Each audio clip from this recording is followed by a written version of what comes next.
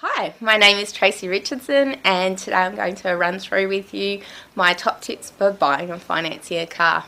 So we all know that a car can be quite a significant outlay, and if there's the capacity to save us a few $1,000s just by punching some numbers beforehand, we'd be crazy not to, right?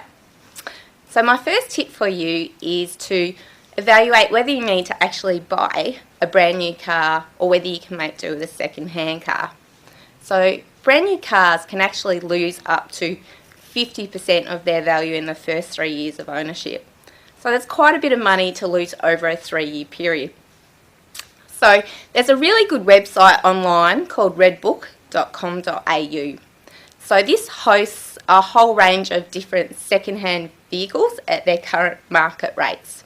You can also pay a small fee to find out what the vehicle will actually be worth in a few years' time. So I'd really recommend having a look at that. My second tip for you is to make sure you actually project your finance costs.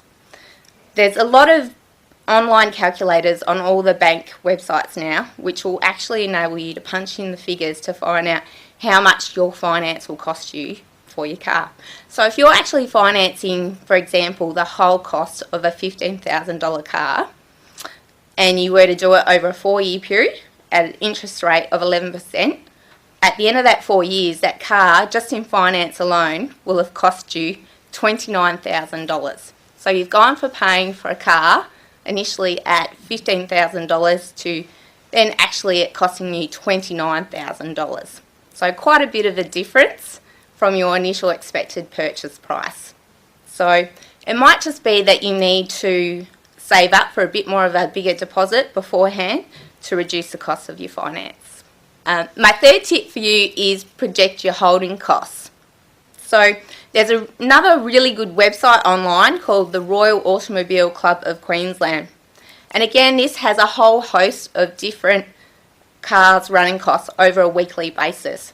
So your cars range from small cars to bigger cars, which can cost anywhere from $116 a week to run through to $330 odd to run. So over a 12-month period, this actually works out to be either $6,000 to run your car for the year compared to $17,000. So it's quite a big range to look at, and it's obviously quite important in factoring that into your budget, what you can actually afford to run. Right, my fourth tip for you is make sure you conduct your background checks with Vic Roads. So for a small fee, provided you've got the registration of the vehicle, you can find out whether the seller is actually the owner of the car, just to make sure that you're not acquiring a stolen vehicle and it might be repossessed from you later down the track. You can also find out if there's any debt owing on the vehicle, because you need to make sure that the right paperwork is put through. You're not taking on someone else's debt.